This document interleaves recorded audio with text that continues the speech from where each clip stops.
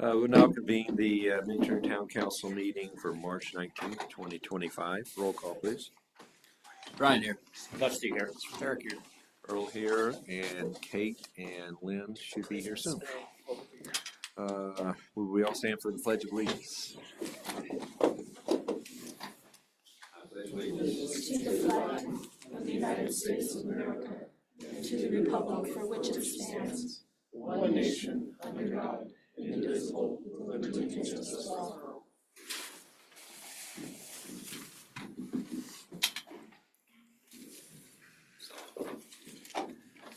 Okay, next order of business is approval of the consent agenda.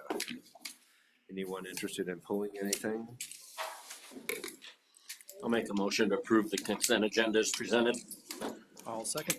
Motion by Gusty, second by Eric. All in favor? Aye. Aye. Aye. Let the record show that Lynn has arrived and Kate has arrived.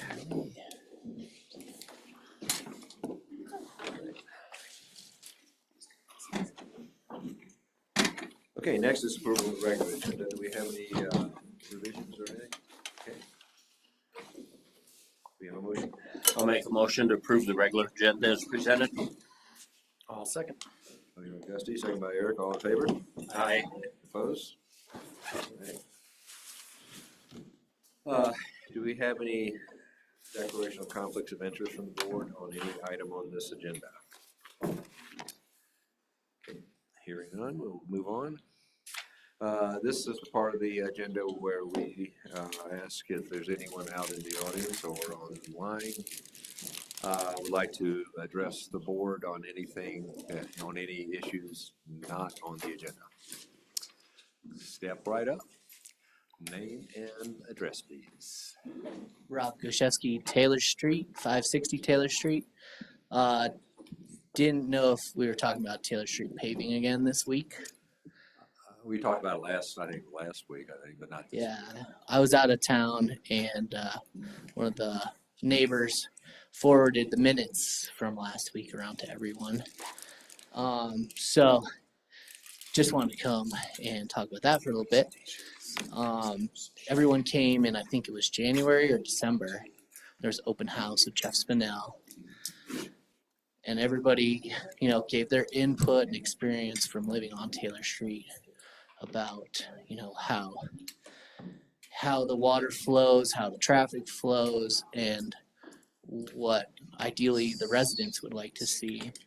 But unfortunately, it looks like most of those comments and advice were ignored or just bypassed. Starting, let's go through it real quick with the right of way doesn't make it all the way up to Rob Roshcraft, I think that's his name, property, the old Palmatier property. And there's like 50 feet of dirt road up there. But all the residents said, it'd be great just to pave it all the way up there since that's where all the bikers and the hikers and the skiers use that road, and the snow plow goes all the way up and plows that road. But I understand that one, just paving the right of way only is legally sound, but going further down, the biggest one for everyone was the drainage considerations. That yes, there is runoff going down that road and across that road. And in the open house, Jeff was explaining that he wanted to put a swale a couple feet east of the asphalt edge to collect the water and direct it into culverts. And there's many, many, many driveways through there, and many, many, many culverts. And everyone said, well, what about a pan on the edges? Is Jeff tuned in tonight? Do we know if Jeff is in? No. Okay.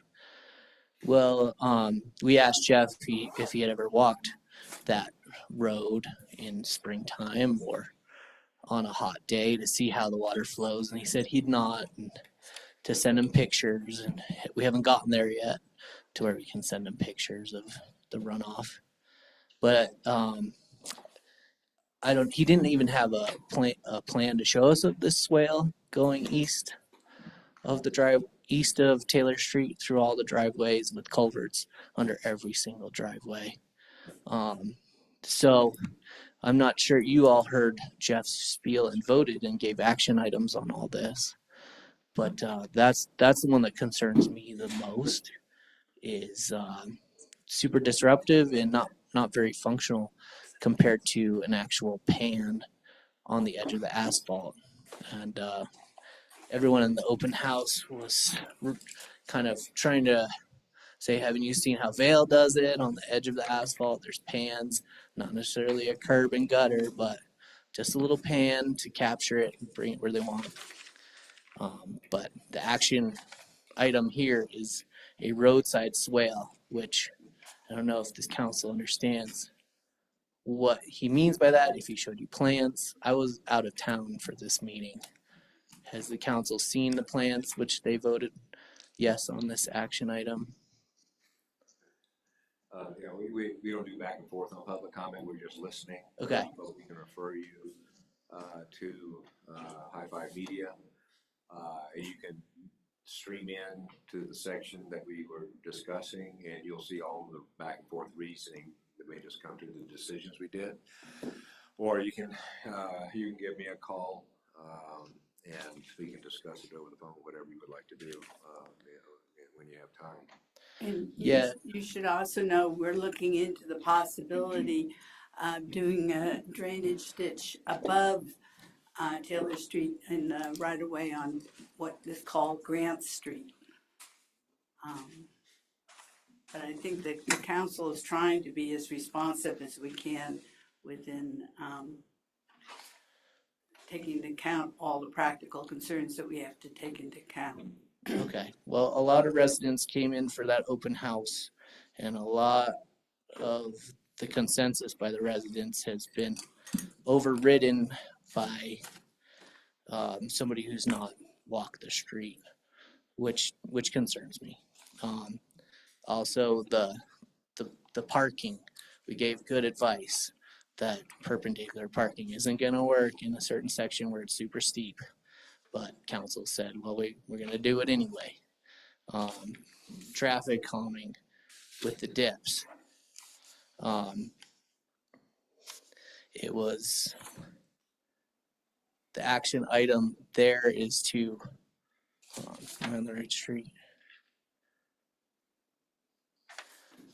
Is to negotiate with the contractor and coordinate dips, I guess. Wasn't very clear, but I guess I can pull up the meeting on High Five Media. But yeah, it was a shame. A lot of people came and spent 1 or 2 hours here, invited Jeff to walk the street with us, and it just seems that the actual function and the realities of the street aren't really well understood. So I was surprised to see that these action items voted kind of against the recommendations of everybody on the road who came in for the open house. So I'll look it up and I'll send some emails. Thank you. Thank you. Does anyone else like to address the board? Name and address, Devin. Yeah, good evening. Devin Duval, District Wildlife Manager with CPW. Just brief update on the bull moose that died back in January, I believe, or February. Because I know I had said when more information would become available, I'd be happy to brief the council. So the easy answer is that there is no easy answer. What I was mentioning to you, Mayor, earlier, that we're still waiting back for toxicology reports, as well as histology, so looking at some of the brain tissue under the microscope at our pathology lab in Fort Collins. What I can tell you, though, is that there was a variety of underlying conditions with that animal that led to its poor body condition. It was pretty malnourished. Ultimately, I think it's safe to say that it probably died of starvation. It was afflicted with something called Elaeophora, which is a parasitic worm, an arterial worm that can lead to blindness. And if you had noted at all, the tips of its ears were missing, and it can result in some of the capillary functions, just blood flow to some of the appendages. And so they kind of just necrosis, fall off. So yeah, if that's helpful to know, there likely was also some stomach inflammation, and I don't know if that's a product of what it was eating. And again, toxicology reports will tell us that based off of what the stomach contents were. So if there was a acute poisoning or anything like that, given what it was eating and just how much time it was spending in town or licking salt off pavement, etc. There's no definitive answer there. But once we do get toxicology reports back, I'll be happy to share those results with you as well. What was the age? Did you have an estimate on the age? Yeah, it was roughly 1.5. So young bull moose. Okay. Yep. Okay. All right. Thank you. Thank you, Dan. Anyone else want to address the board right now? Sandy, is there anybody out there online? Negative. Okay, thank you. Okay, well, we'll move on to council comments. I'd like to, well, you can start. Brian, do you have anything? I don't have anything. I don't have anything. I don't have anything either. Okay, well, let me start. I don't know if anybody enjoys watching the Cord Transit Board meetings over on High Five Media, but they're there. We introduced new routes, and there were several routes several different versions of these routes, and in the interest of increasing frequency and trip time, reducing trip times. And Minturn and Red Cliff are both going to get quite some benefits off of whatever we get through. Right now, that was presented to the board, and we've had some good back and forth on the merits of each options that we had. Minturn and Red Cliff had 5 options of how to design our system. We're now going out and trying to get public input on, and you can go to the cordtransit.org to see that as well, and you can see the options that are available for Minturn and Red Cliff. So urge everybody to get on board, and I think they'll have a survey is out right now, and you can go to the website and go into that, look at the different routes and see and give input. So because we want to make sure that in our area that the people that are riding the bus can see and know quite a bit about what's the best routes that they would prefer to see. So I would urge everyone to check those out. But no matter what, we're going to have a lot more frequent service coming in after we finished that project, which should be hopefully before summer. We'll see. And then also, what was the other one I had? Oh yes, wanted to ask we've got a few responses. We're going through the hiring process for our new town manager.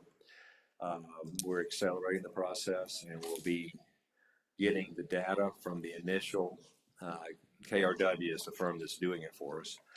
And it's a very good process. They have gotten 28 very good quality candidates that are excited about coming to Minturn. And so what they do is they get all of the data that they've gotten from all of these candidates, and they analyze it and then give us their recommendations. We review those recommendations and bring it from 28 down to around 8 to 10 people. And then we'll have a special session, which will be an executive session by necessity, because it's HR issues, on hopefully the 26th. And I did want to poll the board to make sure everyone could be there this coming Wednesday. Is everybody good? Great. Yeah, well, and I suggested 4 p.m. Does that work for everybody? That will be harder. Okay. So the board will get all of the information that KRW has gathered and review that, and then we'll come in and go through a winnowing process to get it down to 8 or 9, and then the next process is KRW will videotape interviews of the remaining candidates and send those to us, and then we will go through those and then winnow it down to 4 finalists, and that's when we'll have we have to arrange the date and make sure all 4 can be there. They'll be here for a couple of days, and so we'll announce those times. But the first day will be it'll start off with a field trip that staff will do throughout the town, and show so they can see everything about the intern that they need to. And then we're going to have a community meet and greet that afternoon, and we'll have a big social affair. Everyone's invited to meet the candidates, and we would like to have y'all's responses after the meet and greet of who you felt good and warm and fuzzy about. And then the formal interviews will take place the next day. So there'll be 2 panels of 2 panels that will do the interviews. So council will do the first panel, and we'll interview them the way, and then the next panel will be made up of our community, Valley community professionals, mostly town managers and the county manager, Chris Roma from the Vail Valley Foundation, and a couple others, maybe perhaps someone from Mentor Community Fund as well. So so that's kind of the process we're going to after we've done all the interviews. It'll be a 2-week kind of a hiatus. A 2-week hiatus is legally required, that we don't make a decision until or announce a decision until after 2 weeks.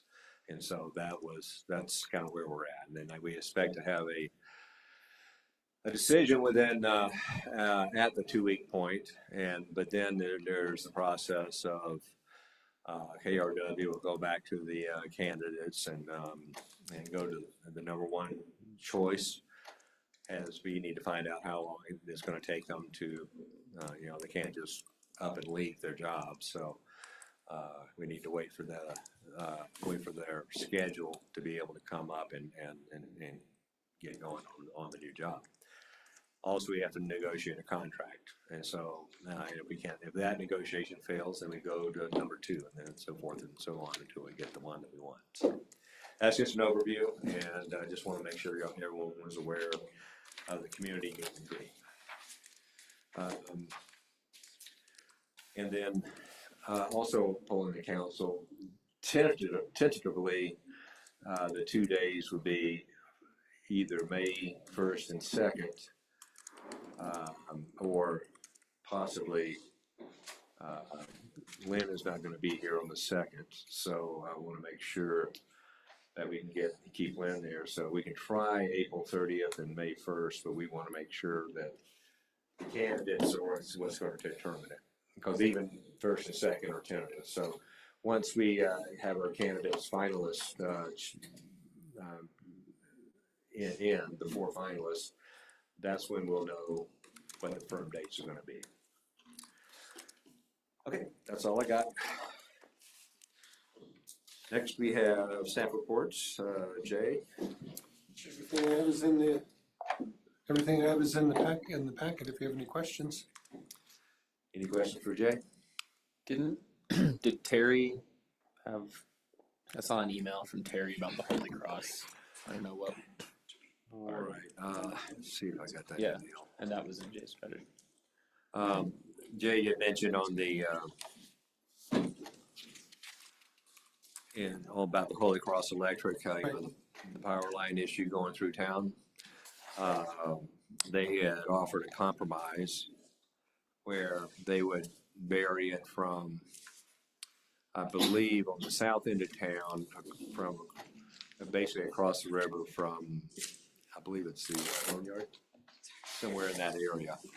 they would underground it at that point and go all the way north, underground, go under the river at the very far north end and surface the line over on the, at Dow Junction.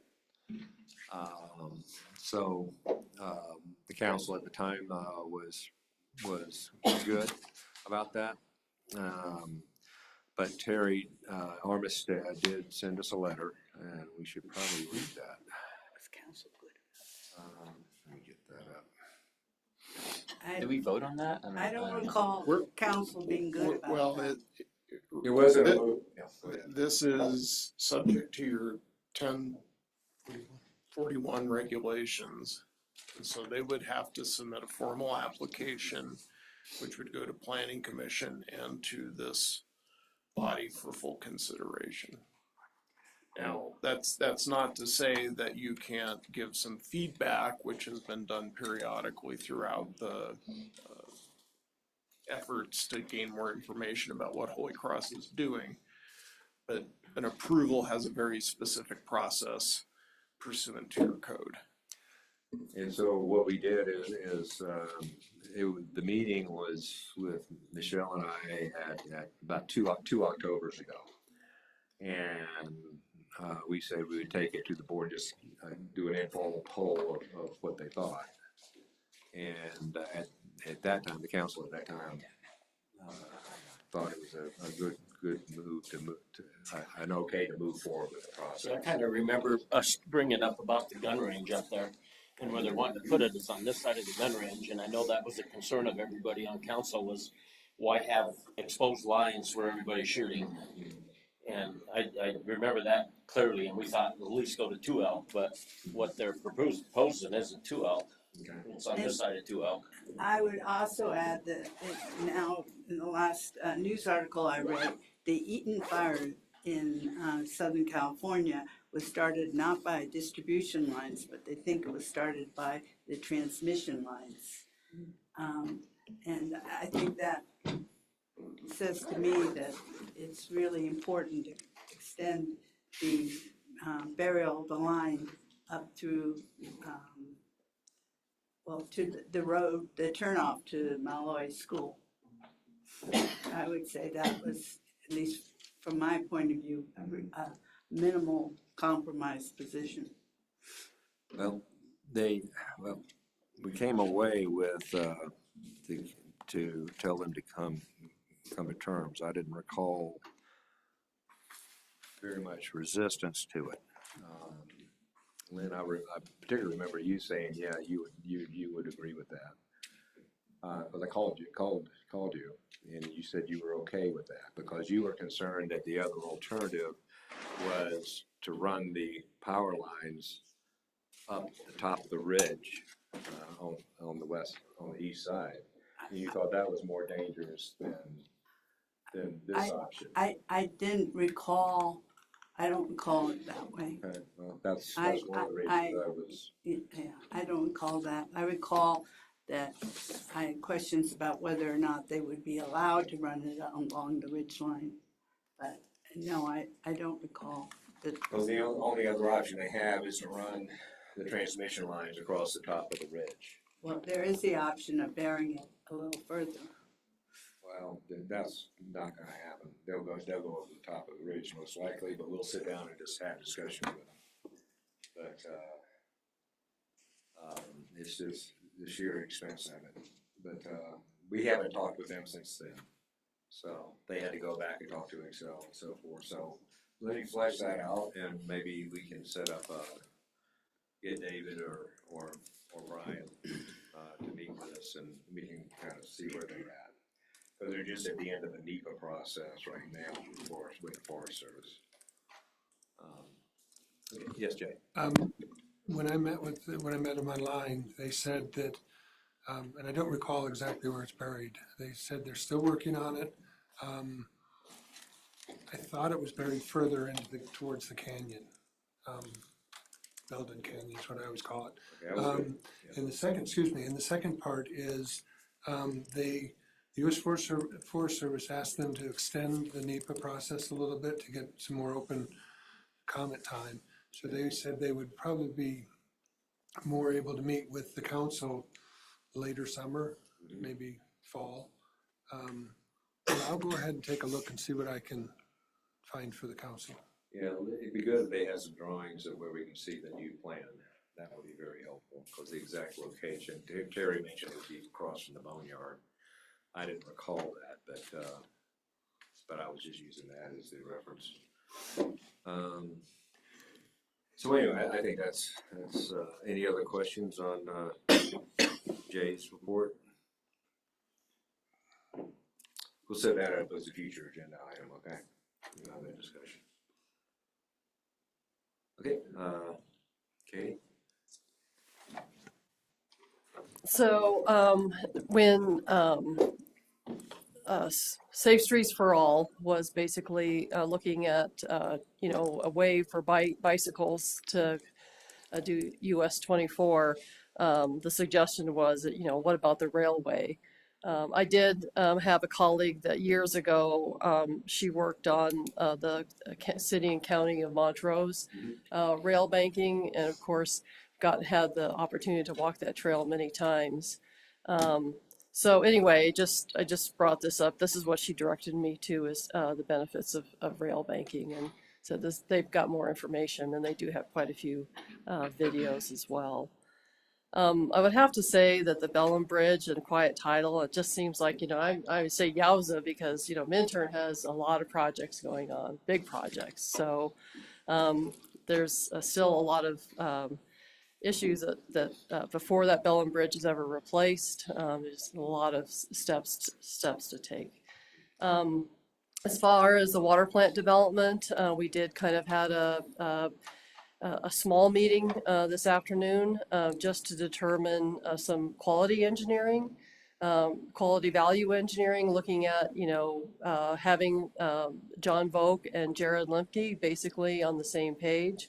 I think we made some maybe calm some fears and tried to figure out basically those steps as he's headed towards 60%. So hopefully more coming on that as well. Cindy, as advertising, I'm not too sure if it's out right now, but we're advertising the playground, or that playground that will probably be demolished when they do the retaining wall, because it is useful or was used by the public. There's a competitive disposal process that we're following, and just kind of see what happens. That wouldn't take place until school starts. So that the kids will still have a playground while they're out for the summer.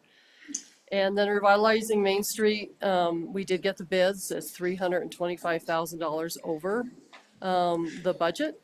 And so I talked to Jay, and we'll probably come back at the next meeting and talk about what the board would like to do. You don't have an option to reduce the project.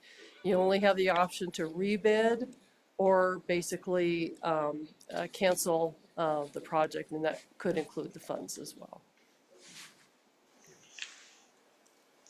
Okay, thank you, Katie. Any questions? I wanted to clarify, I mean, last meeting on the Bellum Bridge, I meant to ask this in my notes, but I never did. But there was some talk about reformatting in order to fit the Dolores Bridge in there, and I wanted to clarify, this is what I remember, so I want to check in with everybody.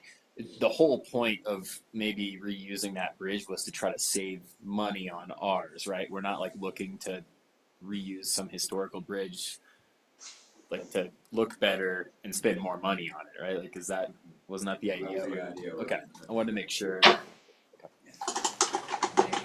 general benefit was that it was cool, but Yeah. first idea was that it might be cheaper. Yes, okay. I just wanted to make sure on that. The only problem is it doesn't fit. Yeah, that's fair. So, And on the sidewalks, I understood, and maybe I misunderstood, that we were allowed to scale back the project so that we could get it under the budget and do just sidewalks on one side of the street. So you were allowed to scale back the project before you advertise for a contractor. After that, you don't have that option. You can't negotiate with a contractor to reduce the project. You have to go back to the engineer, reduce the scope, the amount of sidewalk you would like to do, and then rebid or cancel it. And that's because it's CDOT and Federal Highway So we do Administration. have the option though of doing that and rebidding it. Well, you go back to the engineer and CDOT, you have to have approval from CDOT basically to go back and engineer it. So it's a shorter sidewalk or a less amount of sidewalk. Thank you. Okay, anything else for Kate? Okay. Next item on the agenda is business items. Resolution 11, Series 2025, Little Beach Park Improvements, Grant Application and Funding Allocation. So, actually, Katie just talked a little bit about it. You want to flesh out anything more on that? This is for the this is for the grant, right? This is for a $50,000 T-Mobile grant. The T-Mobile grant closes at the end of this month. It looks like originally there was, make sure I get that on. Originally, Michelle, an earlier grant proposal had $178,000 for the playground. The DOLA grant is going to pay for $30,000 for design, and that probably is going to include some public input as well. So that is in there. The $50,000 is actually to go for a playground. The only issue is that they make a decision by the end of May or around the end of May, and you have to spend it by May of 31st of 2026. So that may speed up the schedule for a playground if that grant is awarded. So this resolution, Cindy's done a really good job and putting together kind of the draft memo of what, why she would like this resolution approved. Good. Any questions on it? I have one question. So the list of $10 million costs, that's for phase 2 and 3 included as well? That's on the water. Oh, that's the water treatment plant. Okay, all right. I was thinking, whoa. It was like, that is a hell of a playground. Yes, okay. Thank you very much. My confusion. Okay, if there's no further questions, do we have a motion? I'll make a motion to approve Resolution 11, Series 2025, a resolution authorizing and supporting a grant application to the T-Mobile Hometown Grants Program for the Little Beach Park Enhancement Project. 10 seconds. Motion by Gusty, second by Kate. All in favor? Aye. Opposed? All right. Next is Resolution 10, Series 2025, a resolution appointing planning commission members. Scott. I realize my name is next to this, but I'm not sure I know Okay, what's in front of you. Jay? So essentially, we broadcast this out, we put it in the newspaper, we put it in our normal boxes, things like that. And we got 3 applicants. They happen to be the same applicants that are currently residing on the board. So staff is asking just to reappoint them, if you so desire. It's fairly straightforward. So. And that's why we didn't do ballots or anything like that. It's, the other option would be just to go back out and try it again. Any concerns from council to just move forward with renewal on Resolution 10? No problem. I will say our planning commission is knocking it out of the park. They're doing a ton of work and they're working really well together. So Excellent. I, for one, would appreciate re-upping of these appointments. So. Thanks, Scott. So moved. Yep. So do we have a resolution for number 10? I mean, a motion? I'll make a motion to approve resolution number 10, series 2025, a resolution appointing planning commissioners, town of Minturn, Colorado, reinstating the 3 applicants. 10 seconds. Motion by Eric, second by Kate. All in favor? Aye. Opposed?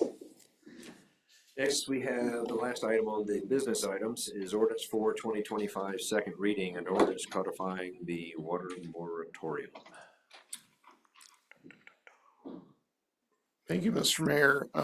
So this matter comes to you in an attempt to deal with the fact that we've had a moratorium in place now going on 5 years involving water availability.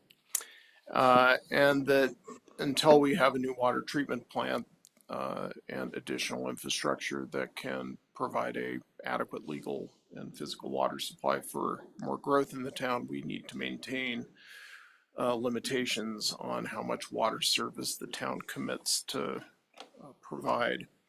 So the version of this ordinance that was before you last week or 2 weeks ago had provisions in it that enacted the moratorium in 2 ways into your code. One is it establishes the requirement to get a letter of service from the town before undertaking any land use activities. And that letter of service requirement is not just built into the water code. We actually have included that in various provisions within the subdivision and the zoning code where application criteria are mentioned. It then also in section 13.2.10 subsection C codified that a letter of service can only be granted for the historic number of SFEs of water service on a property or collection of adjoining properties under similar or same ownership plus one. And the plus one is important because there are a few parcels in town that have no water service, and you have to provide the ability for them to at least be able to put a single family residence in order not to get into constitutional hot water. I mentioned at the last hearing that I wanted to go back and make a few additional improvements since we were already making edits to chapter 13-2. You will see in your packet a red line. It's got a little bit more red than you may have thought it was going to. This does 2 things, neither of which are really revolutionary, but I wanted to walk you through it. Under the definitions, the definition for SFE or single family equivalent is refined. The way that that definition historically read actually became an issue in the litigation with Belden Place.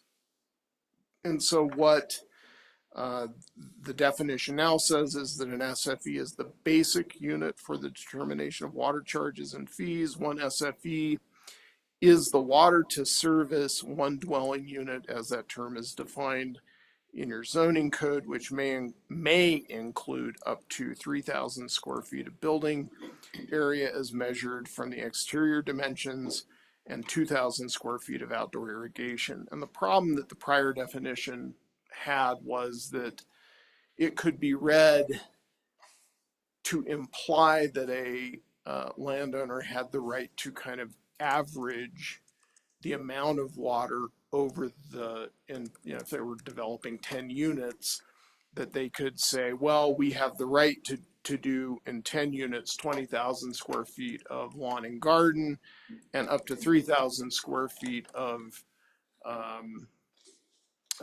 building space, but we're only going to build on our small lots 1,000 square feet of building space and 500 square feet or 1,000 square feet of lawn and garden. Therefore, as opposed to being able to do 10 units, assuming that was historic use plus one, we now get to do 30 units.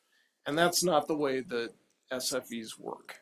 An SFE is the basic unit of water service. It's the water service associated with one residential unit, regardless of whether you're using the maximum of what can be allowed under an SFE or not. So that's been clarified in the definitions. Then in the section 13-2-20, water system fees and payments, there's actually less new language in here than it appears. I kind of moved language around to try and make it more logical. We have in our water code, and we have had since the water code was amended, I think in 2016 or 2017, there's 3 kinds of payments that you have to make when you're getting new water service or you're expanding the water service on your property. There is a water rights dedication fee for additional water rights related usage that you're going to have. There is a tap fee, and then there is what's called the system improvement fee. And I have tried to break those out. They kind of were blended into each other in the code, and I thought in consultation with Jay, explaining how those provisions are implemented at the town level, that it would be helpful to kind of separate those out more so it was clear the definitions and the examples that relate to a system improvement fee, the definitions and examples that relate to a tap fee. So I have done that. I will tell you the main substantive change that was made is that with respect to the tap fee, the code now states what historic town practice has been, that once you have purchased the initial tap onto the system, if you go over on your property from what's allowed for one SFE, so let's say, you know, you have a tap, you have a 2,000 square foot house, and you want to add onto your house an additional 2,000 square feet, that takes you from 2,000 to 4,000 square feet. So you've now gone beyond the square footage allowed under the definition of one SFE, which means that you move into needing a second tap. And the code now allows that to be prorated. In other words, you're not required to pay the entirety of a second tap fee. Rather, in that case, I guess it would be 50%, right? Yeah, under that example. So that has been Jay's historic practice. We wanted to implement that into the code. Again, I apologize for there being a little bit more red ink on the paper than what I may have insinuated last time, but I think we end up with a cleaner, more understandable code by having moved a few things around and adding a couple clarifications that I worked with Jay on. So, happy to answer any questions. I have one on section 13.210 on item C. The last sentence on there says that basically a commercial service gets 1.5, like if they have one. Have we had that prior to this, or is this something new? Because I always thought it was 1-to-1. I'm going to have to lean on Jay a little bit to explain this, because essentially we think the basic SFE count for a commercial space is 1.5, and that's because it's based on the line size as opposed to based on. So is that what we're charging for if it's a commercial building? Like Commercial is a 1.5, and it also goes along with what Eagle River charges for their sewer side. Okay, but say somebody had a house on it and they want to convert it to a business, does that mean they're entitled to 1.5 then when they have one? Yeah, because I mean, assuming that the zoning allowed for a transition from residential to commercial, and of course they'll have to pay the 1.5 then, not just the one. Yeah. But And would that cover 4,000 square feet then? not necessarily, because it's commercial goes by fixtures, not necessarily just square feet, where a house is just square So feet. it depends, so you could have a 6,000 square foot building with one bathroom and be okay? If you had a, correct, Possibly, depending on, yeah. That's the theory of it. Or 2 bathrooms? So they're really not limited in any way size-wise, like. No, and I do go through this quite a bit with commercial. In fact, our mayor used to have the question all the time when he was on Main Street mostly, and I said, but you've got 6 people working there, and each one of them uses the bathroom twice a day, let's say. So when you think about how much you use your bathroom at home, you actually use quite a bit in a commercial. And that's the intent, is to recognize that. But a hotel would have a much harder time of it, because obviously it would have a lot more bathrooms. Right, hotel rooms are sized differently and restaurants, and then the common area of a hotel. So if something's sized at 1.5 right now, they get 1.5. But if something's sized at 1 and it's still a residential, they're only gonna get 1. But if they go commercial, Correct. then they get 1.5. Right. Correct. Okay. And again, that's because the way that commercial taps are determined is based on line size, and it just is a slightly different metric than how we look at a residential water Bigger service. line uses more water, so. And that factors, once you pay whatever percentage of the tap, that factors into your base rate for the rest of the account. So you're paying 1.5 base rate. Right, the 1.5 multiplier, correct. Yeah.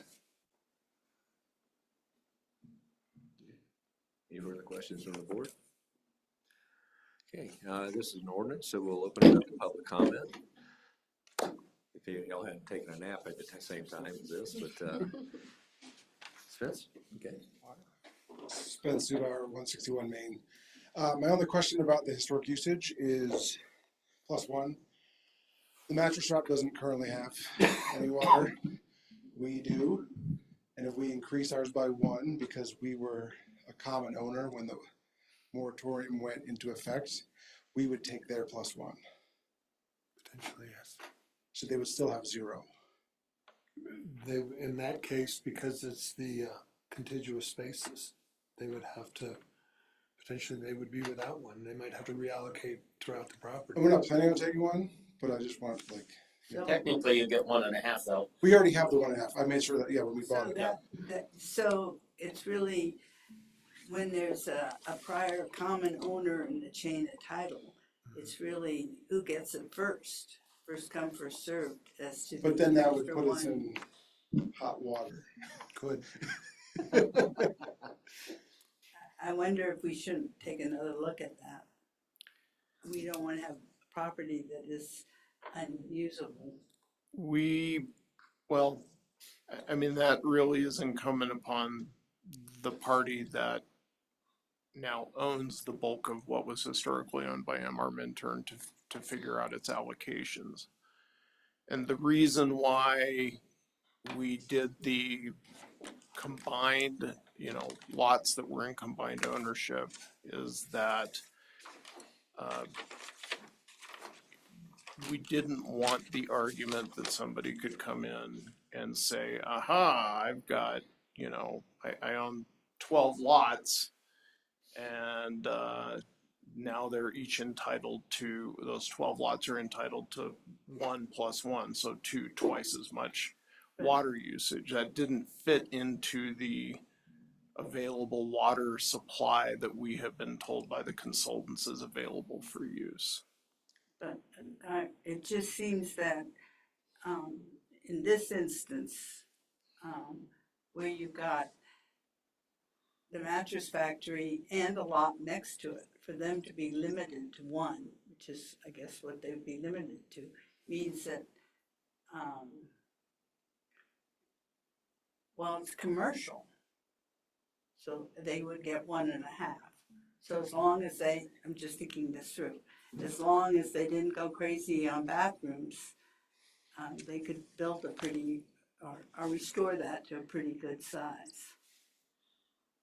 Am I right? So is the example, was there not So, service on? yeah, in one of that these example, properties? and that was my understanding is that was a barn. It was never a habitable. Actually, it used to be an old repair shop. Yeah. Ralph Myers had a little garage in there. Garage, and then, and I thought the Nelsons used it as a barn before that. I don't know, The but gas station. yeah. And it was a woodworking shop. but it's never had a bathroom, it's never had plumbing. So it wouldn't even get the 1?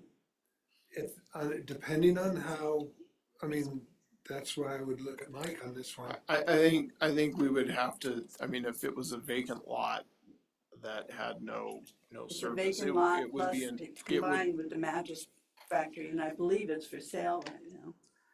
it would be entitled to receive if it was for residential 1 or if it was for commercial 1.5 It would. SFVs. Yeah, we can't have a vacant lot that simply doesn't have water service. That's,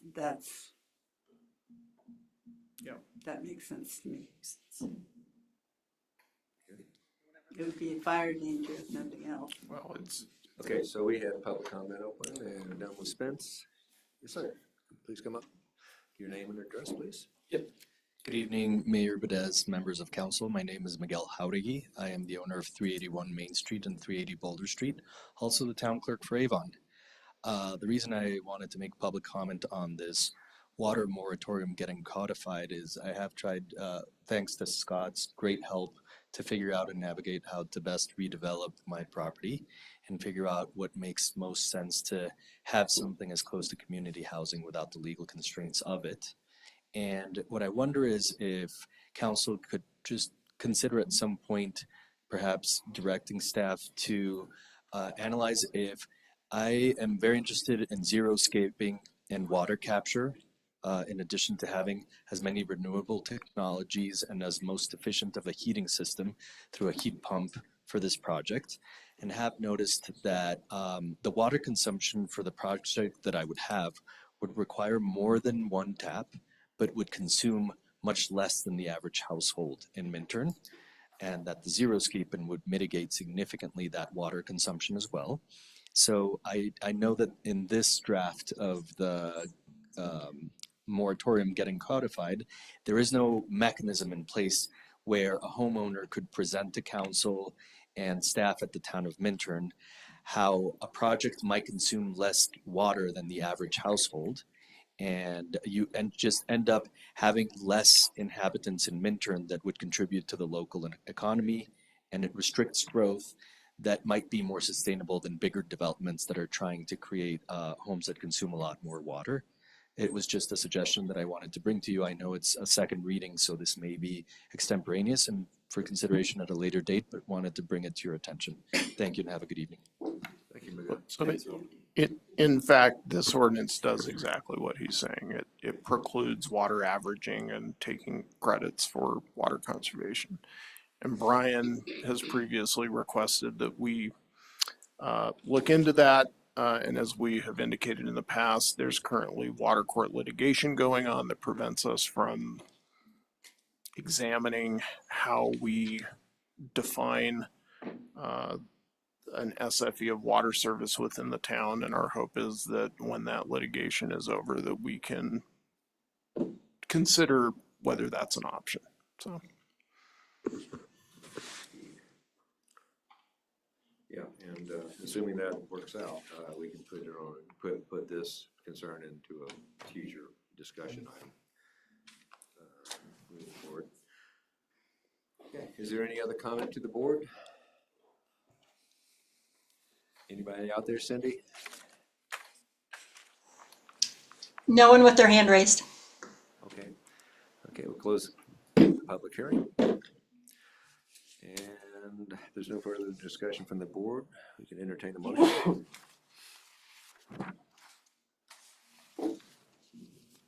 I'll make a motion to approve ordinance number 4, series 2025.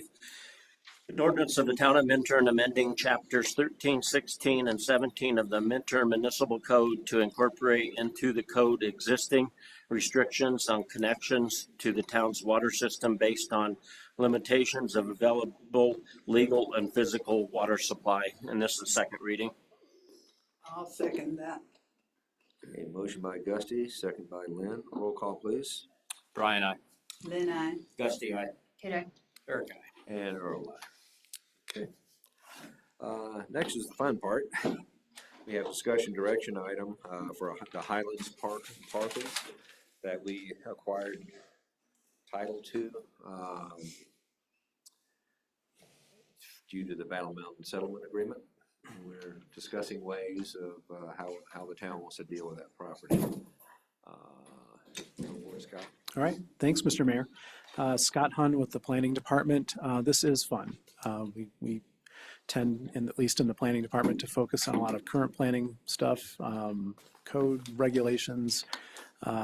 This project has so much at stake for the town and for the community and for wildlife in the area, lots at stake. We have been talking about the Highlands since January. If you recall, the town created a website that gave background information on the settlement and how the town wound up with the Highlands parcels. The fact that they are unique in that the Highlands parcels and anything that happens to them, i.e. a sale or some other revenue generating decision by the town, is tied to the town's water enterprise fund, which has everything to do with the town's hopes for a new water treatment plant. We also conducted a survey and some public engagement. We had an open house in late January. The results from the survey and the open house were presented to council in February. There was certainly some nuances in the survey results and the open house input that we received, but I do think it's fair to say that the overwhelming response was a preference for some type of open space preservation, keeping in mind that the town does need to generate some income from these properties. And with that, we got direction from council to come back, and I think at the time the hope was maybe to talk about different options of if the town preferred and if the town's citizens preferred some alternative that places all or a majority of the lands in a conservation easement or something like that. How would that work and what would the potential revenues be? Since that time, staff has basically dialed that back a little bit. I don't want to talk tonight about potential revenue estimations. I don't think we're there yet. But what we can do and what I'm excited to have discussion tonight with Britt Parker and Peter Sunnison from Eagle County Open Space and Natural Resource Department, and as well as Jessica Fallis, the Executive Director of the Eagle Valley Land Trust. Just educate ourselves on two organizations in our valley that that's what they do, is open space conservation deals, understanding how each of those organizations, EVLT works with the Open Space Department. The Open Space Department works with the Open Space Committee at Eagle County, which has funding. How do those organizations independently look at conservation deals? What are some of the mechanics and timelines involved in that?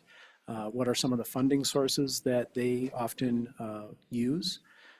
And those types of things to help you reach a better informed decision about what direction to send staff in as far as alternatives. So I'm hoping this is a really informational discussion. We don't have any estimates on potential revenue.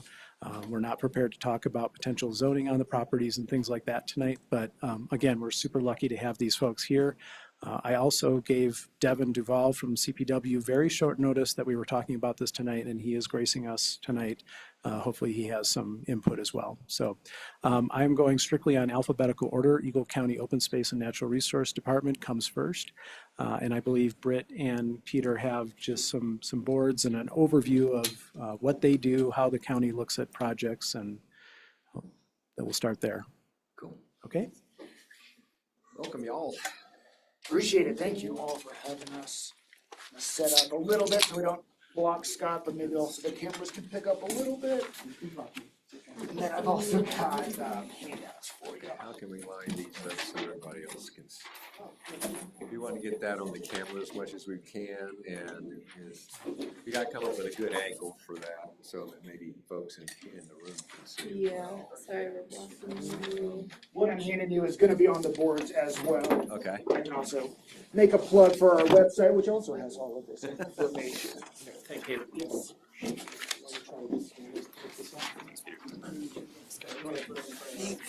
If everything that's on those boards is on this, then you don't have It's to. not. For the most part, but there's some nuance and we'll talk into it. Level. What we can do is if you guys just want to look at them while they're talking, and then maybe towards the end, just give me 30 seconds, move them, shift them to the camera so people at home can see too. Perfect. Like, what do you think? Awesome. Wonderful. Well, council, appreciate you guys having us. Scott, thank you for such a great introduction. We're always happy to be here talking about conservation and new and exciting projects. So my name is Peter Sunnison. I'm the Eagle County Open Space and Natural Resources Open Space Manager. Britt Parker is our conservation project manager. We just wanted to take a short time to introduce to you our program, what we do. Not to repeat everything Scott said, but just a quick hit on how we conserve properties in Eagle County. I was not around for the Boneyard project. Some folks in this room may be. We hope that that is still a success. I know there's some world-class boaters in the room that may also think that Boneyard is a success as well. So we're always excited to be talking with partners about new projects. Eagle County Open Space was founded in 2002. We have, via a ballot initiative, we collect up to 1.5 mill levy on property taxes. Revenues are capped at $7 million annually. And you may have seen in the news, we did recently spend some money, a $12.5 million expenditure over in the Roaring Fork portion of Eagle County. And then we're also working on a $5 million project with the town of Vail. So funds come in, they also go out relatively quickly. And if folks who own property, buy property, look at property, they know prices are going up. How we operate and how we weave in kind of our conservation criteria, those are our most important kind of values. Don't have them on those, but they've got them on your paper. Our conservation values were codified in that ballot initiative that founded the program, and those are essentially the categories that our Open Space Advisory Committee and staff view projects. And so, there are 6 of them: wildlife habitat, sensitive lands and environments. I'm putting myself on the spot right here. Access to dispersed recreation, agricultural heritage, physical and visual buffers, and scenic landscapes and vistas. And so really when we're talking about a project, those are the kind of categories that we are looking at. Wildlife, relatively straightforward. We work with our friends at CPW, great wildlife maps.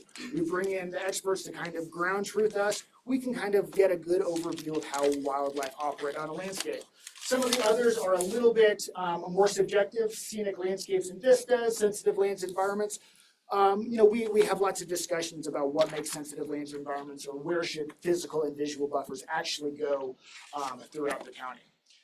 On my conservation criteria handout, you will see 2 different iterations of the conservation criteria. In 2004, these were adopted shortly after our ballot initiative, and we've been operating with those 6 since 2004. We are wrapping up an open space plan process. That'll be our first kind of overarching plan for the program that's going to guide us for the next 10 years. And within that, we are recommending updates to that conservation criteria to the Board of County Commissioners. Very small tweaks. We feel like it provides our committee a little bit better direction and makes it more useful for the committee, and also helps us communicate out to the public what we're looking for. So that 2025 recommended conservation criteria, we intend those will be the conservation criteria we use probably from summer moving forward if everything goes according to our plans. But currently, right now, we are vetting projects through that 2004 conservation criteria. With that said, I'm going to turn it over to Britt to kind of talk about how a project comes into us and the nuances of how we develop great conservation projects. Thanks, Peter. Hi, everyone.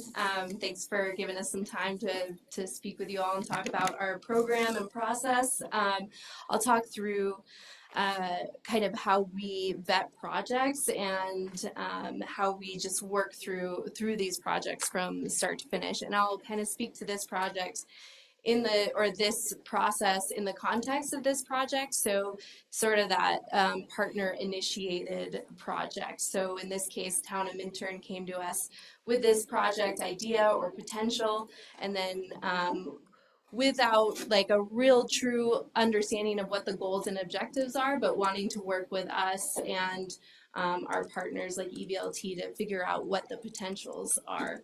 So first and foremost, when a project comes to us, we like to get a good understanding of what the landowner wants, what their goals and objectives are. If they don't know yet, we're more than happy to work with the landowner or the partner through that process and try to come up with a strong conservation project that we think would be that would be attractive to our Open Space Advisory Committee, to the public, and to the Board of County Commissioners. So how we'll start that process is really getting we like to look at like what the community, get a good understanding of what the community needs, and through that survey that's already been done, it seems like we've got a good understanding of what the preference is from the community on this project. Also looking at county priorities, and then the vision and mission of our open space program, and how the project would align with our mission and vision. We also like to get a good understanding of what the current and potential uses are for surrounding parcels and properties, because that can also inform and impact the conservation values of the property. Additionally, we'll run these projects through our conservation criteria, which is in that handout that Peter just ran through. And that also helps us vet projects and really understand if this is going to be a strong conservation project, and make sure it aligns with all of our values as the open space program. Through that, we'll also do our due diligence, make sure we have a good understanding of the property and what comes with it. And then we'll go through an appraisal process, and also make sure that we're paying that the asking price, and that we're paying fair market value for the property. So if the landowner comes to us with an amount, that's always helpful, as that can help us understand, what their comfort level is in terms of negotiations, and what their kind of expectations are on the property. If we don't have that asking price, that appraisal will help us guide that decision.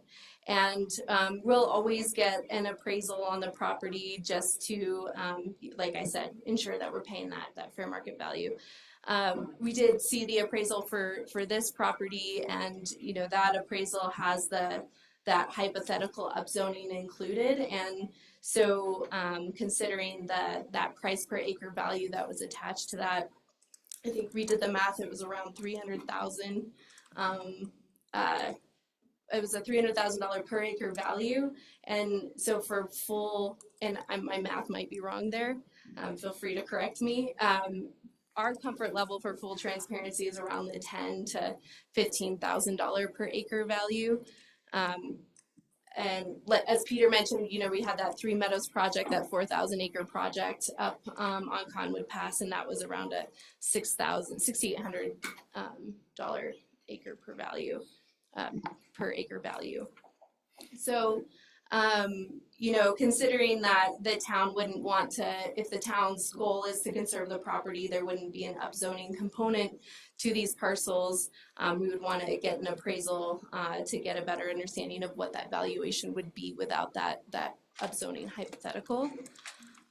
Once we've got all of that information, we feel like we've got a good valuation or asking amount to bring to OSAC, our Open Space Advisory Committee. We don't like to bring half-baked projects to them, so trying to have as much information as possible collected. We bring it to our Open Space Advisory Committee, who meets on the second Monday of every month, and we'll bring it to executive session, where we'll present the project to them, answer any questions that they have, get a general pulse check from the committee. And if they feel like it's a good project, then we'll move forward with scheduling a site visit, because our committee needs to visit the property or see the property before they're able to vote. And then from there, we would move it into, as long as everyone feels good, like they have all the information they need, we would then move it to public session for a recommendation vote, and from there to the Board of County Commissioners for public approval. And it's good to note, like, our advisory committee has a diverse, a pretty diverse areas of expertise, and they ask really good questions. Sometimes they ask us questions that we didn't think to ask ourselves, and that can lengthen this process a bit, in terms of we have to go back to the drawing board to make sure that we've got all the information we need to answer those questions. So this isn't necessarily we'd go to executive session and then the next month go to public session. We may need to bring the projects back to the advisory committee for a second executive session to make sure they've got all the information they need to provide a recommendation vote in public session. I think that is, and so like in talking about timeline, we'd like to set a clear expectation that this could be at least a year process. You know, if we're helping with, in cases when we're working with land trusts and conservation easement projects and we're assisting with the transaction costs associated with those projects, those can move a little quicker because the funding request is much smaller. But for those larger funded funding projects and fee acquisition projects for open space, those can take a significant amount of time just to make sure we're doing our due diligence. That's a quick overview of our process. Peter, if I missed anything, feel free to. I think I will just add two kind of components. Our Open Space Advisory Committee is a recommending body, and so they provide a recommendation to the county commissioners. The county commissioners obviously have the ultimate say. They are the ones that sign the checks. And so we like to, tee them up for great projects via that recommendation from our Open Space Advisory Committee. And I think, they always push for fiscal responsibility. I think that's something that we hear from our advisory committee regularly. We do want to be responsible with our taxpayer funds, and that means we usually try to get the lowest price possible for these projects.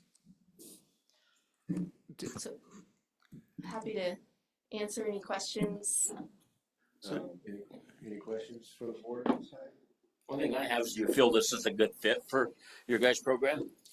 So that's a great question. There are the conservation values on the property. We think we are aligned in, and so I think there is a project out there that we could involve ourselves in, and I think the details of what that looks like still need to be ironed out. But I think we are aligned that it is a gorgeous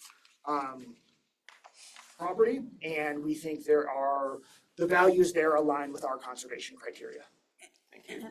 And just trying to do the math in my head, obviously there's a big discrepancy between 300,000 an acre and 50,000 an acre, which sounds like, well, you went to 68. $10 to $15,000 an acre is our comfort level. 10 to 15,000. Okay. So a big jump. Yeah. So at $10, we'd be talking about $600,000 for 60 acres. So I think we've 10 to 15,000 an acre is kind of that sweet spot. The most recent project we did was 6,000 per acre. Okay, I misunderstood. Yeah. Okay. And that's a sweet spot. There are great projects that I think we would go to bat to our committee and commissioners to go over that. That's just what we have seen is the dollar amount that our folks like. How many acres were in the $12 million? 4,200. Okay. Does that policy and that goal lead you to identify projects that are kind of further away mostly? It seems like the closer you get to civilization, the more that dollar per acre pressure is going to go higher. We take that into account. Another thing that we look at is development pressures. And so, when we see properties, and those are likely in the river valley bottoms and in town that have a threat of development, we do view those differently than properties that don't have that threat of development. Did that answer? Is that a good answer? Did that answer? Yeah. It just like it's kind of a weird one, right? Because your options here, it's not like just like, well, if you don't conserve it, it goes to development. It also is like asking Minturn residents to stomach $150 per household on their water bill to conserve it. So there's this pressure. It's not only like, oh, it sucks that got developed. It's like, well, if you don't want to do that, it's a hard fixed cost on every single household in Minturn, which is what we're obviously fighting or trying to deal with. Yeah, Which in some ways increases the threat of development. Yeah. And it's the overview, I think, of where council is coming from, and please point out to me that one if I missed this one. Okay, we we prefer conservation. However, we are also, we're a small town that's never grown. We literally have the same population right now as we did when I moved here in 1981. The rest of the county is quadrupled, and all the impacts have been happening around us, but not here, with small exceptions. We're at a point now where we're going to be building a water treatment plant. We've configured the real estate up there so that we can, that the revenues that we get can go to reducing the cost of our water treatment plant. So we're basically looking for a reliable revenue stream on this property. And we talked about three options 2 or 3 meetings ago. One was total conservation easement, no impacts to wildlife, that kind of stuff. The other was maybe perhaps doing a hybrid where we've got, and this will be something we'll talk to Jessica about, is that they would have an investor who would buy the parcel and do a homestead maybe, and then have everything else on a conservation easement. Then that might be a little bit more profitable. And then if we, you know, and we just have to make these judgments because we've got a lot of people who've been in this town for a long time, and we're going to be having a big increase in water fees if we don't get revenue stream going into the water plant. So that's kind of where we are, and so if we did do something like a hybrid of this, do y'all do those kind of things too? So that's a great question. I think from those examples, we work with the Eagle Valley Land Trust in many different capacities. You know, one, they hold a lot of conservation easements on our properties, so we have that relationship. They also bring us private land conservation, where then we help with transaction costs and due diligence costs associated with that transaction. And then we also can get creative and do different paradigms and involve ourselves in different ways. And so the simplest way is yes, there are many different ways we could potentially involve ourselves in, I think, any of those different scenarios. I think ultimately making sure town of Minturn as landowner, you know, sees what they want happen on the property. Do you ever partner with other organizations like CDW,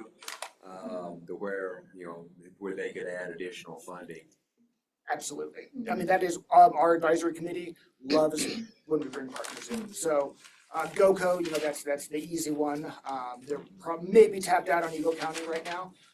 But Colorado Health Foundation has grant programs. CPW, we always try to loop in different HOAs. I don't know what exists here in Minturn, but some HOAs around the county have real estate transfer taxes that go into specific funds that we try to leverage for different types of projects. So, yes. How about just along that line, like one that popped up is like if Borders Wilderness, are there groups that focus on, you know, protecting wilderness boundaries or buffer zones, or are there private donors who are interested in that kind of thing? Like, do you ever basically say like, all right, here's the project, maybe we aren't comfortable funding this purely locally, and you have a network like that of? That's a great question. I'm going to hold that one for Jessica, because I think with the land trust, they are much better positioned to do that. As a government entity, we don't really get into that kind of private funding realm as much as the land trust would. Okay. And that's a question I have. So for your funds to be utilized, who can be the end owner of the property that your funds are used to acquire? That's a great question. As far as I know, there are no limitations on the end ownership as long as our funds go to the furtherance of our open space program goals. And so, for example, our funds went into the Boneyard project that is owned by you guys.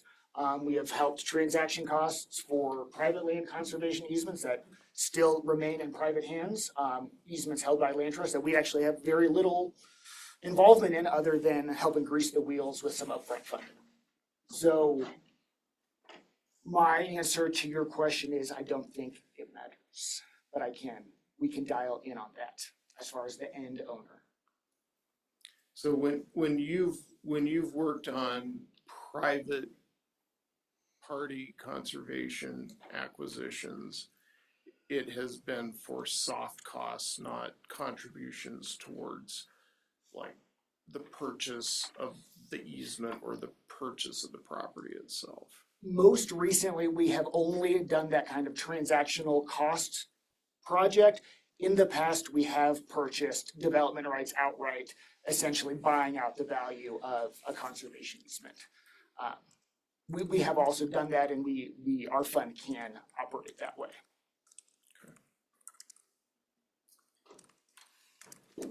I know this is just about the Highlands parcel, but when you're looking at, you know, the OTP and some of those other ones,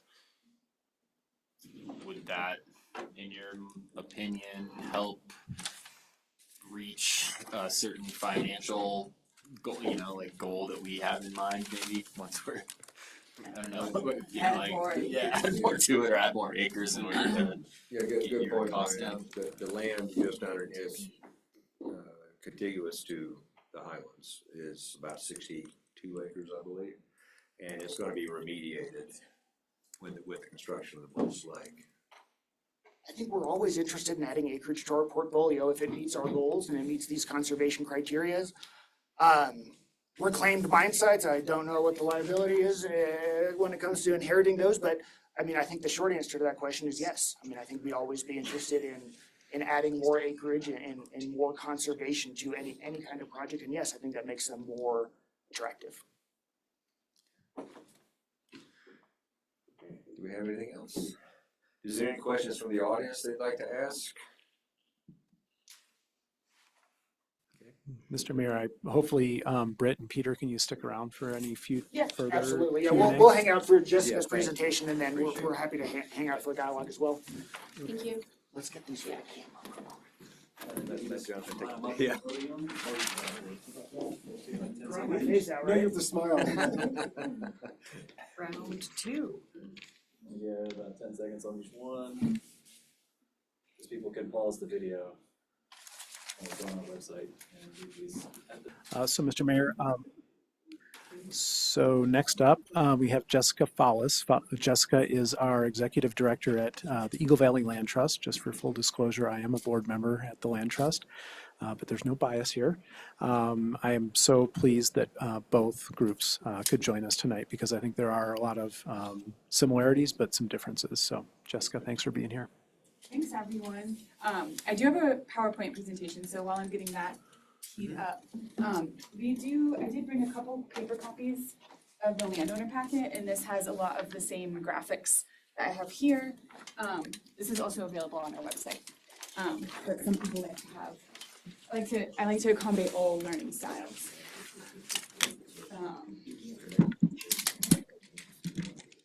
All right. Okay, share.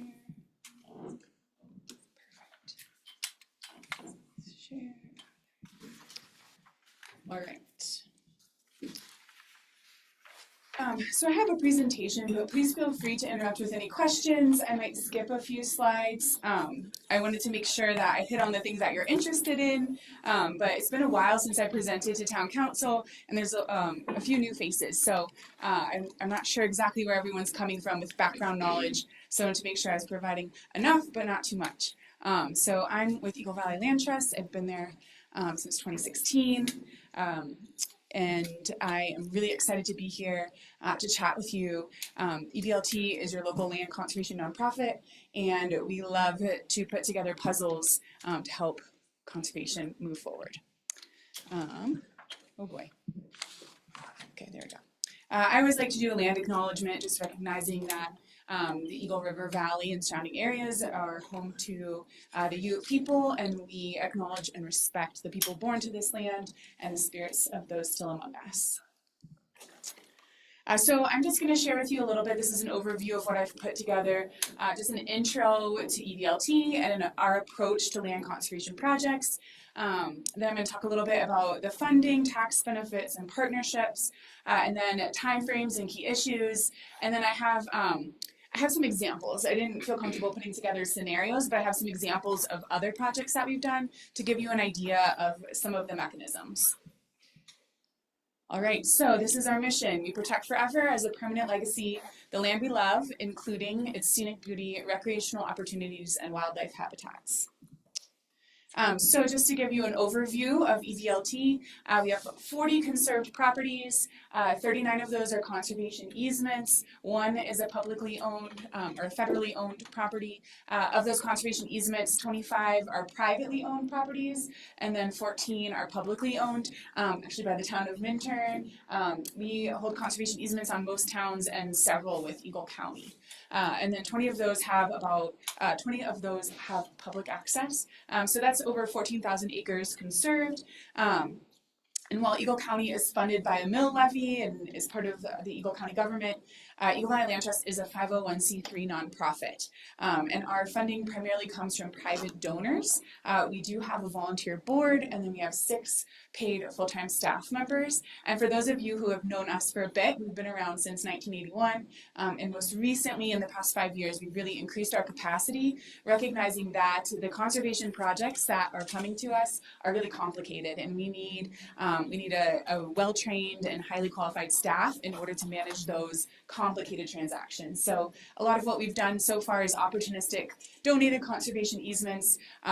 That's the bread and butter for the past 40 years. But we've really geared up. We have a fundraising department and a projects and transactions department ready and eager for new land conservation transactions. So we have also an ongoing perpetual responsibility to stewardship of the existing conservation easements. So that is something that we take very seriously, monitoring properties every year. And then we do have community engagement programs as well. So this is a map of the conservation projects that we've been involved in. Everything in purple is where we hold a conservation easement. So we really work throughout Eagle County and the surrounding areas. So just to give you some context about what is a land trust and how do we rank. So in the country, there's over 1,700 land trusts. Many of those are members of the Land Trust Alliance, of which we are a member. And then in Colorado, there's 33 land trusts. 2 are statewide, 1 is national, and then the rest are regional land trusts, kind of like Eagle Valley Land Trust. And the reason that there's so many in Colorado, if you're doing the math in your head, we have a disproportionate number because we have a state tax credit. And so Colorado is a really conservation-friendly state. And so there's lots of land trusts to make sure that we're able to do all of that work. So I mentioned Land Trust Alliance. It's important for you to know that we are an accredited land trust, which means that we follow the standards and practices established by the Land Trust Alliance. And that means we stay really close to IRS regulations. Those of you who have known about conservation easements for a long time know that there is unfortunately a history of abuse in the land in conservation easements. Accreditation is a certification that ensures that we are not participating in that abuse and that we are protecting the trust of the public and the donative intent of conservation easements. So why a local land trust? You just learned that there's 33 land trusts in Colorado and 1,700 all over the country. So we work really hard to develop local partnerships, to really understand the landscape, to understand the unique issues facing our community. And then we also are members of this community. I live in Eagle. I care deeply about the shape of this community. And so we are of the community and we're here to serve our community. Who conserves land?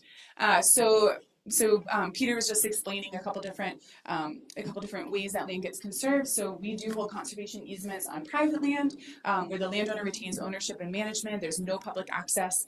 But then we also are really lucky that we get to work with our local municipalities, with our towns and counties. And so the reason that towns and counties are interested in working with a land trust is because we can help with funding. So we can pull together private funding. We can also work with grantors like Great Outdoors Colorado. They'll often require a conservation easement as a contingency of funding. So that's why we get to work with our local municipalities, is to make available those funding sources.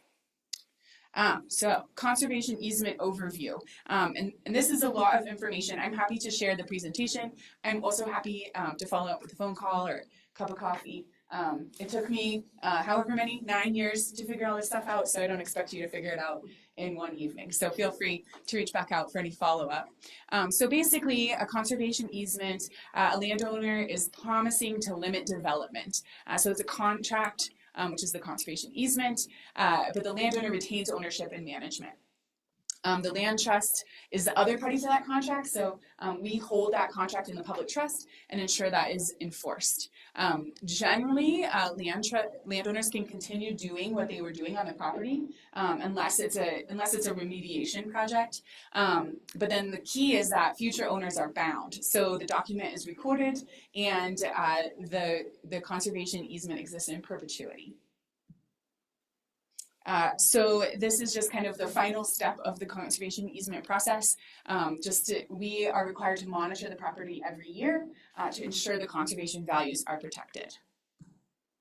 The conservation values are actually defined within IRS tax code. And so those are public recreation and education, natural habitat, and then open space, which includes scenic open space and agricultural heritage. So these are just some common misconceptions I like to make sure that everybody understands. So some people think that public access is going to be required if there's a conservation easement, but that is not required anywhere in the tax code. EVLT, while we are really great partners with the county, we are not associated with the county government, and that's why we're such great partners, is we bring different strengths to the team. And then some people believe that conservation easements increase government involvement in their property. That's also false. Again, we're a 501c3 nonprofit. We are enforcing that document between the landowner and us. And then some folks are concerned that a CE might create a significant management burden. Again, landowners can generally continue doing what they were doing. Also, we do not get involved in management. That would require us to quadruple our staff.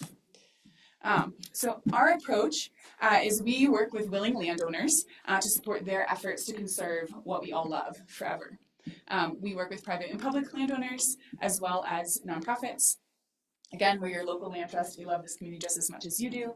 And we are here to support landowners who own, manage, and steward the land, as well as the natural resources, including wildlife, habitat, and agricultural land. So this is an overview of our project evaluation process, and you'll see in the packet it has not only a description, but then also a scoring sheet that gives you an idea of what our board is looking at. And so I'll share with you the criteria, and then I'm also going to share with you the process. So the project criteria, just kind of an overview, we look at the recognized conservation values. That's the biggest section that we pay attention to because that's what the IRS tax code requires. We also look at things like urban shaping, preservation, conservation of natural resources. Clearly, we are required to ensure that there is a clearly significant public benefit. That's what ensures the donative value of the conservation easement. We also look at things like property location and size, as well as the development potential, the cultural resources, the property condition, and then the price, of course, and then the ability for us to enforce that conservation easement. So that includes looking at surrounding land use and ensuring that it's a document that we can actually enforce, that there aren't future land uses coming that will negatively impact the conservation values that are beyond the control of the landowner. All right. Oops, this slide. So I took that slide out because I put in a flowchart instead. So this is the spreadsheet. This is the scoring, and oftentimes staff usually does the scoring initially and then presents that to the board, to the committee first for review, and we usually have a discussion. And then that ultimately gives sort of a thumbs up or thumbs down for us to then proceed with the project. So Scott asked me to make sure that I shared with you the financial incentives. So there are tax benefits, and then there are also cash compensation benefits. So the tax benefits, and I'm happy to go into depth on these, but it does get a bit wonky quickly. So let me know if you'd like me to skip. But the tax benefits, there's a state of Colorado state tax credit. There's also a federal income tax deduction. And then there's also cash compensation through grants and other sources. So this is a very in detailed explanation of the Colorado tax credit. I'll skip over the details, but I'm happy to go back and answer questions if you have them. This is an overview of the federal tax deduction. And again, this obviously applies to an individual who would have these tax burdens. So like if a super wealthy person bought this parcel and then did this, they would recognize the tax incentives on like their total self, not just the parcel. Correct. Yeah, so it's a Colorado state income tax credit, and it's also transferable. And so if the individual themselves can't use the full tax credit, they can sell it through a tax credit broker to extract cash value. That's bonkers. That is so bonkers. If you, Yes, it is. But the town of Minturn couldn't sell the tax. Correct. So if we sold it to another entity and was contingent on their putting a conservation easement on it, wouldn't that reduce the value, what they could get in the way of tax benefit? Yes, if the sale is contingent on a conservation easement, then there's no donative intent at all. So that's why you have me, is because I'm watching out for those types of things, and I'll make sure, and your counsel and financial advisors, of course. But that's why we have experts to navigate this system. So lucky for me, I get to work with IRS tax code and real estate and biological sciences and all kinds of things. So I'm happy to help with the details of a transaction, but you guys are on the right track. So then the cash incentives. There are ways to get around that, is what you're saying. There are ways to structure a deal in which the tax benefit is preserved. Okay. So cash compensation. So this would be through grants and individual donors. So back to the question you asked, Peter, we do active individual fundraising. So we have connections with donors who are funding our work, and we often engage those folks in funding projects. And so that is an advantage that we do bring to the table, is private fundraising. There's also multiple grant funding sources that we are familiar with, including, of course, the county, Great Outdoors Colorado, Colorado Parks and Wildlife, and then there are several others. And depending on the project, we something that we like to do is bring multiple different funding sources to the table to make it a palatable project, because funders often like to see other funders. They often don't like to be the first at the table, so they need to see some momentum behind a project. And so that's something that we work together with the landowner on, is putting together an exciting project for funders. So this is kind of a breakdown of how the tax credit works.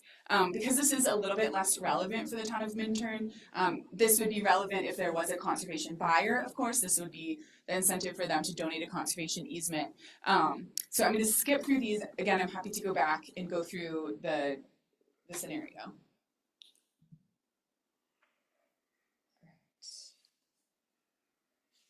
Okay. So this is the conservation easement process overview. So I just wanted to explain that the timeline is kind of anywhere from a year to multiple years, and there's lots of factors that influence that. Of course, the complexity of the project, landowner engagement and follow through, and then the funding source. So depending on the funding source, especially the more funding sources there are, the more complicated it gets, and so the more time there is. And then the due diligence, so sometimes things pop up in due diligence that take more time than we had anticipated. But here's a general overview of the process. So first we ask people, you're interested in conservation, are you wanting to retain ownership, yes or no? And so if yes, you want to retain ownership but conserve the property, a conservation easement might be a good path. If no, then you're probably interested in a conservation buyer or selling your property. And so that's kind of the first basic question. And so that informs the path that we go down. Are we looking for a conservation buyer, or are we looking for a conservation easement? Pre-project phase. This is the part of the project where we ask the landowner to complete an application. They provide us all the documentation that they have. We do a site visit. We meet with our Stewardship and Projects Committee to look at the property and review the project. We discuss reserved rights. We discuss the big picture vision of the property and what it is that the landowner wants to achieve.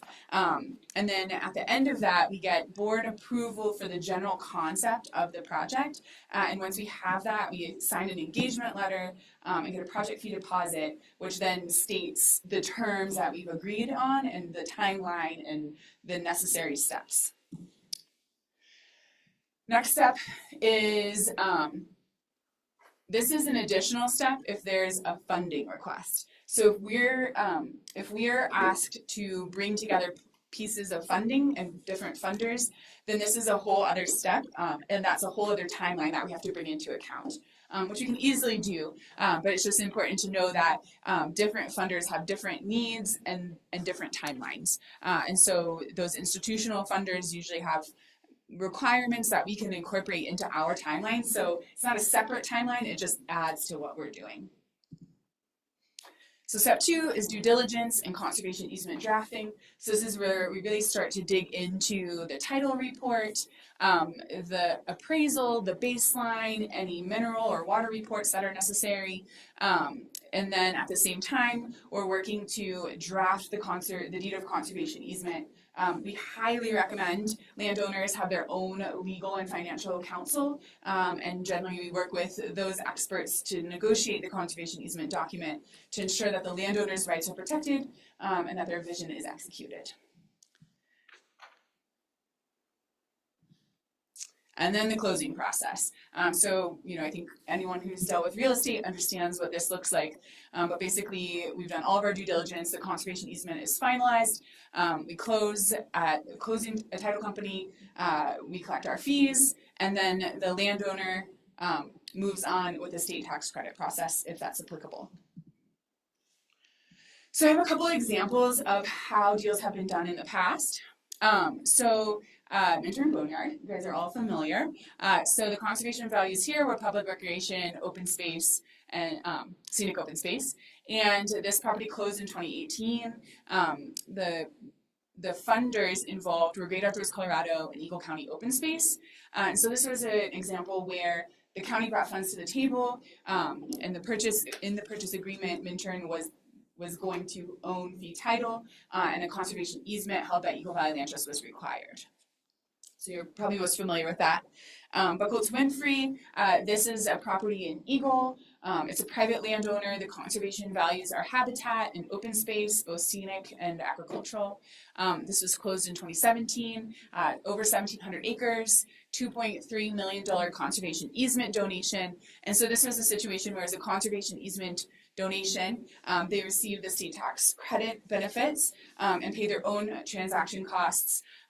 So the Winfrey family retains ownership and management responsibilities, and then Eagle Valley Land Trust holds a conservation easement on the property. Then Mulroy Ranch is kind of an interesting example. So this is another private property. The habitat, the conservation values are habitat and open space, again, scenic and agricultural. This is an example of almost 2,000 acres. They donated a conservation easement, again, for the state tax credits, but this is an example of when we worked with Eagle County and we sought transaction cost assistance. So Eagle County was a partner in that project, bringing those funds to the table to help get the deal across the line. So I'm happy to answer any questions. I did want to go back to Brian's point about other parcels owned by the town of Minturn. I think each funder has their own criteria and their own expectations. And I think in this particular situation, bringing other properties to the project and looking at a landscape scale of the benefits of conservation, including these two parcels, but looking a little bit broader, might be a way to create a project that would be really compelling to both Eagle County perhaps, but also to individual funders. So I appreciate that question, Brian, and just something to think about. And I think I'm happy to answer questions here, and I'm also happy to follow up with a work session if there are questions y'all want to ask in confidentially, or kind of work with maps and things like that. looking at some of these different options.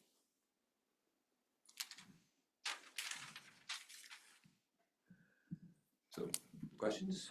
My question isn't for you as much, but on the Minturn Boneyard piece, the per acre value we got from our other friends seems to be wildly different than the 10 to 15,000 you just quoted. So I'm curious what the distinction there is. 10 to 15 is our sweet spot. Great projects, like something that's the Forest Service is willing to get rid of, that we see a great benefit for the community. We can get outside that ballpark. Okay. That's helpful. Okay, just to clarify, you had a yes, no, right? Conservation easement or a buyer, right? Now that buyer, do some buyers just buy the property for the conservation easement and leave it as a conservation easement, not even living there or anything like that? Is there, I mean, this is the crooked way, right? Yes, I think that those people exist. I think oftentimes the conservation buyer is interested in some type of development. But there are conservation buyers who are interested in seeing conservation or donating towards a really good conservation project. Do you have a pretty good list of buyers that's available, like for property like this? I do have folks that have expressed interest. I think still the dollar per acre value for this project makes it a little bit challenging. I have reached out to folks in our network, and the purchase price for the acreage was just not very compelling for a straight conservation buyer. But I think if we were to go back with a more holistic project, that would be really compelling. Jessica, the dollar per acre value that you're talking about, is that based on the appraisal that was done for the settlement agreement? So if there was a different appraisal, a different figure, maybe that's a different answer? Yeah. Okay. Yeah, if that appraisal was the one that we have is highest and best use, assuming ranch lots and that kind of stuff. So we'd like to avoid that if we can. And any other questions going on? Yeah, the timeline.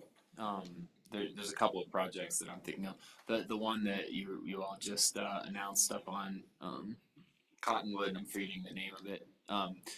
Did the press reported that it seemed like that was like a fairly quick, accelerated project timeline? Are there like reasons or ways to accelerate those? Is that just because like it was literally listed for sale and there was offers all over the place, or what's? It was a foreclosure, and we had Aspen Valley Land Trust show up to the table with $7.5 million, and Pitkin County Open Space show up to the table with 7.7 million. 7.7 million, and though that makes things happen quicker. $15 million. Yeah, Makes things happen. Yeah, the reason I'm asking this is, we're at the same time working on a water plant. So, there's loans to figure out and all sorts of things in play here that we're trying to balance. I mean, I thought we had resolved pretty fairly well that like we're probably going to have to take on the water treatment loan independent of this, but could look to offset rate structures in the future with this money. There's probably different types of loans available if you're expecting to pay something off at some point. I think that there's still considerations that we'd want to have a little of idea of what we're bringing in. I don't know, as we get towards 60 and 90% plans. So if we were, we kind of giving an overview of where we are. What would you recommend as far as what would be the best for us? As far as how would you shape that? For next steps, I think a good next step would probably be a work session where we looked at the holdings of Minturn from a broader perspective, as well as the conservation values that we're hoping to protect, and looked at a few different specific scenarios with town-owned land and then maybe other properties where the town has leverage or relationships. Because another consideration is, you know, those two highland parcels are certainly high in conservation values, but in order to ensure that those conservation values are protected, we need to understand the land use surrounding. And so I think ensuring from a landscape scale that the conservation values are protected with a few other surrounding parcels, I think that would be a really great next step to brainstorm and look at some potential scenarios to sort of sweeten the pot for funders. You know, and I think each funder sort of comes to the table with what they're willing to put in the pot. But if we can bring together other funders, then that sort of that builds up what that pot looks like. I'm wondering if we aren't in a position to schedule that meeting in the near future. Yeah, I think we probably will have several work sessions. Great, I love that. This endeavor. Yeah, I love that. Okay. Wonderful. Okay, is there any more questions on this, or go ahead, Brad? Is that cool with the planning process? I know we've been focusing public input in these meetings specific to the Highlands parcel, but is that okay to start moving? I don't know, I'll ask your opinion on that. Yeah, it's a great question. I feel like we're in a position where we kind of need to pivot and bring the community along with us, as long as we're, if we need to put information on the website, get the, you know, call to arms out to the community again to say, hey, this is our next step. We just had this great discussion. Here's what we're doing next. I think that's certainly something we should do. But I don't think it precludes us from starting to look at other parcels, because eventually we were going to do kind of a similar process for all the other pieces. Why not? We're already focused on this. We've got this process moving, so. Yeah, and as transparent as we are, and you know, these are all public hearings and very public available information. I'm not sure everyone is familiar with all of, you know, the moving pieces here, the settlement, some of the development and metro districts, and the school parcel out there. Like, I don't think the community, I think there's a lot of people who are kind of like grasping all of those moving pieces at the same time. So I think I agree. I have a feeling the residents, most of them would be on board too if it means a lower water rate, so. And like broader terms of process, we come up with a thing that we think sounds like a good idea to do with this land. And then what happens? Like, how do we decide what to vote? Like, what happens here? So you need to continue to move forward in the planning process to zone this property. And that needs to be going on in the near future. Are there things left undone still in that? You have not, you've had work sessions where the public's been able to provide input, but there's not been a zoning ordinance drafted and there's no proposal that's been noticed to get in front of you. And that is something that, with some additional direction from the council, your staff will begin working on that documentation. It seems like it's time to move on with that. And it's time really is important here. It is important that thinking through and acting on zoning issues happen kind of both in terms of town process as well as how you talk about it in one realm. We're going to zone some property. Even though Minturn is the owner, we go through the exact same processes as any other landowner would, and we're going to zone this land. And in a separate world, as the proprietor of that property, we are going to consider the possibility of a transaction where the town would sell the property and the possibility that there could be a conservation element to that sale. Is there any advantage of waiting on that until we start the discussions with the Eagle County Conservation Trust, so we know, so that informs us with regard to our zoning decisions? Or does the zoning have to come first? I think you can run both contemporaneously, and I certainly want Scott to chime in on as to his thoughts as the planning director on this, but my recommendation is that in separate meetings that you be working on both issues at the same time. Is that, I feel a little queasy because we're talking about, going into zoning, 60 acres of our new property while not knowing, have any idea about what the conservation process could give us as far as a revenue stream. Because we have a lot of citizens that are hoping they don't end up paying a whole lot every month just to get water. And that gets at this quid pro quo situation that we have to be very, very careful to avoid. That's why I'm trying to encourage you to think about this as two separate things. There is a zoning determination that the town needs to make based upon the merits of that property from a zoning perspective. And then acting as the proprietor of that property, there is a separate process where you will consider selling that property, potentially with a conservation element involved. And does the zoning decision affect the value of that? Very much. But if an economic situation changes, we can always rezone it and go through that process again, right? We took it with a special resolution, so it's not dedicated to public use. I'm sorry, Brian. Like, trying to, if we zone something after a process and then an economic situation changes, we can always have that same process and rezone it to. That is correct. You're not stuck with the zoning that you put in place as with any other property. You can come in and go through a process to rezone land. So does this sound like a typical discussion when you have jurisdictions that are looking at this kind of thing? Nothing's typical. It sounds complicated and messy, which is what we're here for.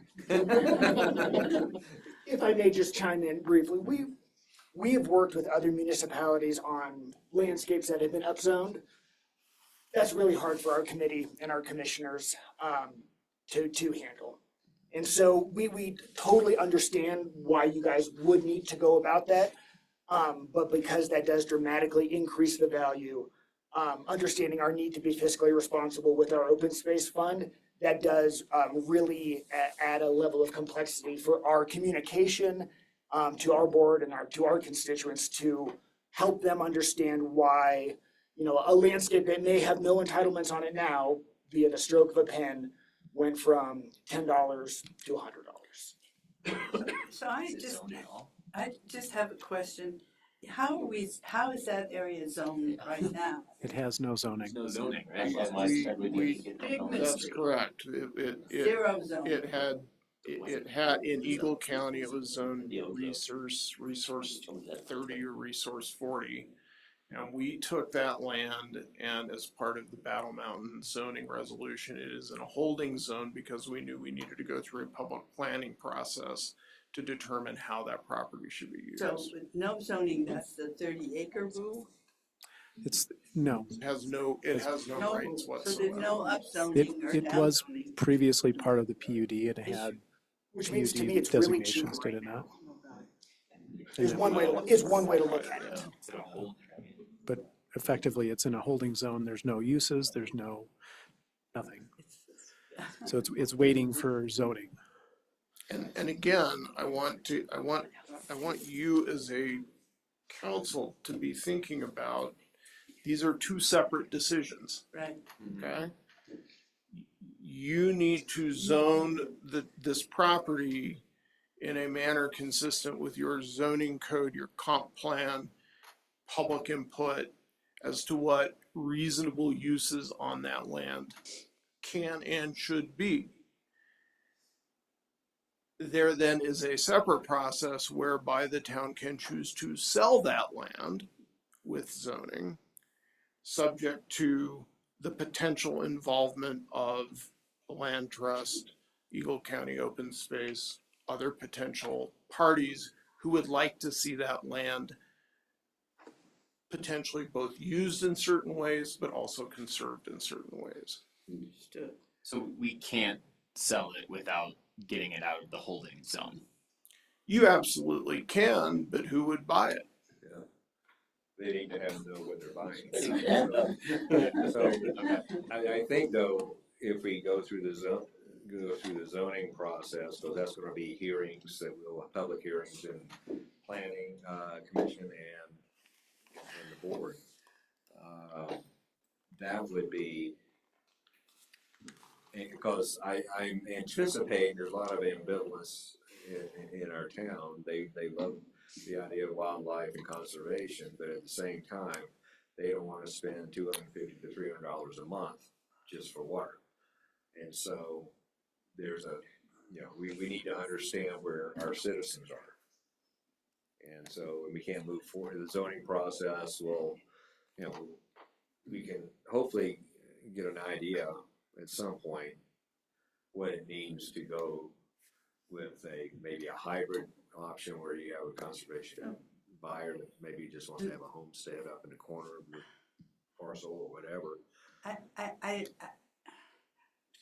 don't want to get in hot water here, but I'm assuming we can't consider things like our water bill in how we zone this property. No, the property needs to be zoned based upon the criteria that's in your code. And your code has things about water usage and resources and, Water bill. but not the water bill. No, Not to take care of. That's correct. The land needs to be zoned based upon the merits of the land. But there are a lot of arguments for zoning it as fairly dense in light of the recreation possibilities of Bolts Lake and the density of the community that we've already agreed to surround it. So I would think there'd be a lot of justification for a fairly high level of zoning. I see a big expense with that though, is we don't have water there. I mean, bringing water to this parcel, whoever buys it, if they put a house up there, it's gonna be a well. I mean, But it didn't impact Battle. well, they had bigger plans than this, so that was just part of it. But we can consider future, I mean, how is that different than saying like we'd like to zone something commercial, because at the end of the day, there might be some tax income and some other benefits to the community because of that zoning. So again, as Scott indicated at the start of this conversation, this was not intended to end up in a discussion about how at least the end zoning that we might put on this property. You will guys. Understand that is a process you have begun, and we will probably come back with another work session to discuss again, from normal zoning criteria in your land use code and your comp plan, what the staff believes an appropriate zoning on this property would be. That would then be subject to public hearings, and then you would get an ordinance and you would potentially pass that ordinance. This was to give you, so again, that's you as a regulatory body. You as the proprietor, the owner of this land, this meeting was set up so you could better understand options should you decide to sell that property, and how this team might facilitate a transaction where a certain class of buyer was involved that would facilitate conservation goals. Well put. Devin, you've been sitting very patiently. You want to come up and give us your views on this? Sure. Devin Duval, District Wildlife Manager with CPW. I think most everybody knows me pretty well at this point. Eric, nice to meet you. I haven't had a chance to chat with you one-on-one yet, but hopefully we get an opportunity to. Not a ton to add to the county and EVLT's presentations. I think they did a really excellent job of summarizing how some of these, really complex processes come together. And that's really just the reality of a lot of these transactions. particularly with the conservation dollar and how far we can stretch it. It often, if not always, necessitates a multitude of partners, being at the table. I will put a plug in for some of the different programs that CPW can bring to the table as well. It's no guarantee, but I think if there is that interest and desire to keep pushing forward down this path, I think it would be incumbent on me to work with the town, work with Scott and his team, as well as the other partners that are relevant to this particular project, and try to bring forward the most competitive project possible to CPW's different funding mechanisms, one of which is the Habitat Stamp program and the Habitat program that comes out of that. So for every fishing and hunting license you buy, there's a $10 fee assessed on it. In most cases, automatically added to the cost of that license, that then goes into a state pot that's available annually, that then goes to a committee. So projects will get submitted, applications will be submitted, they'll be assessed by a different board of folks at the statewide level to assess the conservation value, efficacy of whatever the goals are, et cetera, and how they fit into CPW's mission. So bear in mind that that's statewide. So in a lot of counties, to your point earlier, Brian, is that the dollar can go a lot further in some of these areas, maybe less so within Eagle County in particular, just given the price of land values, right?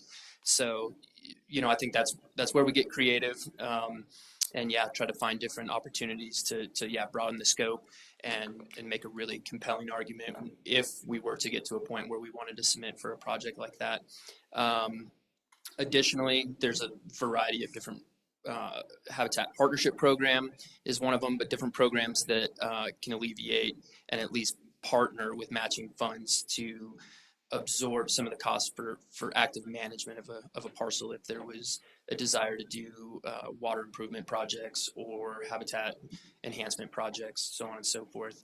So variety of different funding mechanisms from the state. And again, I don't oversee a lot of the grant components where they're evaluating those projects. So again, it would just be us working together to try to put forward a really competitive project. Well, that sounds encouraging. So if we move forward, I'm seeing maybe a synergy between the people we have here tonight. Obviously we lack the expertise to deal with this. So except for Scott, he might have an idea and can guide us. He can be maybe our contact on all this, but staying plugged in with y'all and moving forward, while we're also scratching our head on zoning the parcels. Does that sound like a path? Sounds great. Yeah, I'm happy to. How's that sound, council? Sounds good to me.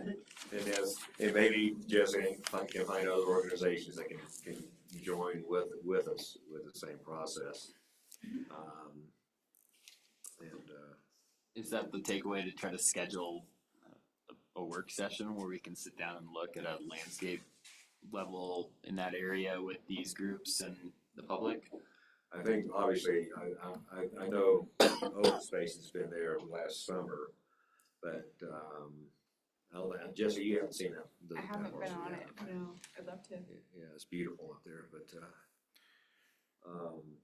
yeah, I'm sure you have due diligence you have to do on the property too, and we need to broaden our scope, because the old tailings pile, we don't know what we're going to do with that, and that's directly below it, and nothing's going to happen until we get the remediation done. Because they were talking about anywhere from 8 to 16 feet of topsoil, something along that line, for remediation. They're digging it out from Bolts Lake and dumping it there. So. And I don't need to have a site visit before we have a conversation and a work session. So a site visit isn't a requirement prior to the conversation. Okay. And it sounds like we need to also be moving on the zoning at the same time. Right. That's my takeaway. Yeah. Okay, anybody else out in the audience have questions or anything? No? Cindy, anybody out there have their hands raised? No. Okay. All right. I really appreciate all of you getting together in the same meeting. I know it's not easy to do these days. Thank you so much. This is very Thank you, encouraging. Thank you. All right. Okay, discussion.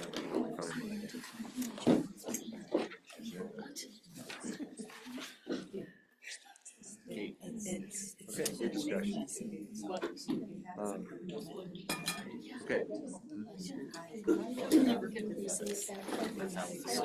Okay, council, we need to give staff direction, and I assume that will be to start looking at zoning process for the parcels. And that's really the direction, I think. So I have a work session. Is that just with EVLT or is it with Britt and Peter? Okay. Thank you. Yeah, it's probably not gonna happen for a couple of months because we're kind of busy with a lot of other activities right now. Yes, you are. You'd But think at that work session, we'd want the school district or have whoever's like any like big stakeholder in that area, maybe even Eagle River Water and Sand. I don't know. Like, right? That might be a second. Well, I think probably we just work with the team we had in here, but at the same time, maybe you could brief in planning commission as well, just to give them an idea what we're doing. There she is. Can I just ask one quick question? Come on up, Lynn. Lynn Teach, Planning and Zoning, 253 Pine Street. I believe though that all work sessions are open to public, are they not? Okay, Yes, they so are. anybody could walk in here and Yes. sit and listen. And I think it would be great, at least if we could get one or two people from Planning and Zoning attending. Mhm. So that maybe all of them, it might be hard to do that, but I know I'd be happy to, Yeah, so. yeah. That would be fine, yeah. Yeah, work session rules are you can show up and listen to what's going on. It's helpful if they don't, the general rule is they don't contribute, Correct. but they can listen. Joint work sessions with P and Z. Oh, I'm not talking about planning, I'm talking about just people want to come in and sit. But anybody who wants to learn about this, and Yes. feel then, because it is very complicated then. It is. Thank you. So on that note, Kate, you just mentioned joint work sessions. I will be coming with a request for a joint work session for you to focus on Chapter 16 update. So we're doing lots of work behind the scenes. We've finished up our first module, which is 3 or 4 different articles of the new code. We're working to put ourselves in a position to start presenting some of the zoning information to the public and have some open houses and things like that. But before we jump to that, we'd like to circle back with you and the Planning Commission and make sure you understand and are in agreement and alignment with the work that we've done, some of which you've already seen. So that's also coming hopefully in April. Delay chapter 16. No, we cannot. But with that said, I've got a work session. I think, Jessica's offer to sit down and really maybe talk more in detail about the conservation buyer side of things and the different funding partners that she might be able to pull in. That to me sounded like the purpose of the work session. Okay. And then start working with Mike on the zoning process. Sounds good. Okay. So, next item is future agenda items. It looks like we're gonna add a few to that list. But, any, besides, future work session, on this topic, and that would be a joint session. I agree with Lynn, if planning P and Z members could show up for that work session, that would be fruitful. And to clarify, potentially next Wednesday at 4 o'clock, we're doing a town manager applicant review. Right, and I'm gonna post that as This an Wednesday, executive session. at 4 o'clock, this coming. The 26th. Yeah, A week four from of them. today. Yeah. And it's gonna be an executive session and we're gonna start at 4. And so sometime Friday, you're gonna get an email, with all the information on these 28 candidates. And then you'll have a prioritized list, like they would recommend, number 1, number 2, all the way through 28. You know, as well as resumes, I'm sure, And I referrals. take it they'll explain why they prioritized them the way they did. Well, they will, they have their own criteria, professional criteria that they prioritize. And he will be zooming in at this meeting too, so he can explain their process as well. And so please, study up on them. I was thinking, gosh, that's gonna take us 8 hours to read all this stuff. And he says, no. He says, with 28 candidates, it'll probably take you an hour and a half to go through them all. So we'll see. You mean an hour and a half for each one? Yeah, right. That's what I was thinking, but, and then after we boil it down, then we go through the, get them down to 8, that's where they're gonna do the videoed interviews. And that will be how we get it down to the finalists. And so we'll get those interviews the day after they do them, so. And then we will have our shindig. And Katie, are you joining us for that? So this is the first I've heard of it. I'm not Yeah. too sure, not too sure, if you would like me there, or certainly could be there. Yeah, it's not a project oriented thing, it's a community thing, but that said. Well, I just think like she has a pretty good understanding of the bizarre things we do. Like, Yeah, she that said. perspective might be helpful. Well, you've been active in hiring processes? I have not. Okay. I understand that was on my list, but I have not, so certainly be more than happy to Jay help. could join us. Well, the panels were set up, and we can do it any way the council wants to do it. The council panel would be the council members. What he doesn't want to do, what Mark doesn't want to do, we end up with 15, 20 people a panel, because he's got to get all of it done by mid-afternoon. Yeah, I was, I guess, more just thinking like through your lens of having seen what the town is about, being able to identify people that like clearly don't have the history or the skill set. Sure. To do that. That was more my thought, not, you know. Right, and the second panel is gonna be town managers, county manager, Chris Romer. They've all agreed to do it if they're gonna be in town, that's the other catch, but, and perhaps, Mentor Community Fund representative, staff will be in that one too. And maybe that would be a sit-in for you too.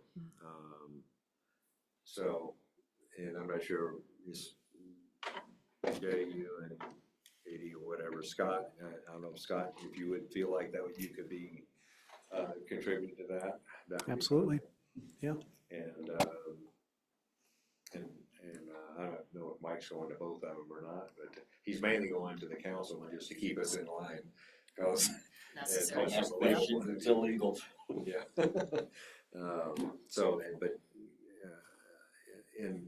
So that's kind of where we're set up. So we just don't want to get the panels too large. That's all. Yeah, for sure. I just Okay. like would look at a resume and may not be able to understand whether or not this person can So decide whether the Dolores Bridge works or not. Like, So does the council want me here on Wednesday? I mean, either that or zooming in? That'd be fine. Yeah. I'll be zooming in, so All right. we'll have that established, yeah.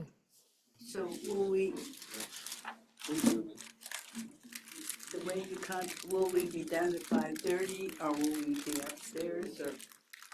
I mean, Oh, man, it's an hour and a half for you to read through the process, through the information we get. But it's not gonna be an hour and a half in this meeting. so that this meeting is to narrow the field Yeah. from 28 Yeah. to Right. 10 or something, right? And we may look at the prioritization after we study everything and say, you may just, well, we might just walk in and keep it in and we go, hey, we approve it. We just say, take the top X. That's not gonna happen. Yeah. That's not been there. So, we'll, you know, I expect it to be a 2 to 3 hour meeting. No, we'll be upstairs. Well, yes, it is an executive session, but I think. We have planning Whatever. commission in this room at 5:30. We'll be upstairs. Yeah, Will there be snacks? yeah, well, we can find all the chairs we need. Okay. Okay. And Mike, can you zoom in on that one too? Okay, good.